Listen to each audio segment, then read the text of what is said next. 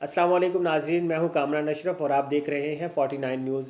नाजरीन, 22 फरवरी 2024 है और आज के दिन सऊदी अरब समेत सऊदी अरब के चाहने वाले सऊदी यौम तासीस के तौर पर मना रहे हैं। इस दिन को मनाने का मकसद जो 3 सदियां कबल 22 फरवरी को जो सऊदी रियासत का क़याम हुआ था, उस दिन को याद किया जाए और उस दिन को मनाया जाए। इस दिन की मुनासबत से खुसूसी तौर पर खादमैन हरमैन शरीफैन शाह सुलमान बिन अब्दुल अज़ीज़ और वली अहद मोहम्मद बिन सलमान को खुसूसी तौर पर दुनिया भर के जो कायदीन हैं वो मुरासले भेज रहे हैं, पैगामात भेज रहे हैं। पाकिस्तान की जानिब से भी पाकिस्तानी वज़ीर आज़म सदर और मुस्लिम लीग नून के जो सदर शहबाज शरीफ की जानिब से सऊदी कौम और खादमैन हरमैन शरीफैन को खसूसी तौर पर मुबारकबाद पेश की गई है। और इसके साथ साथ जो पाकिस्तानी कम्यूनिटी है उनमें भी एक खसूसी जोश व जज्बा देखा जा रहा है।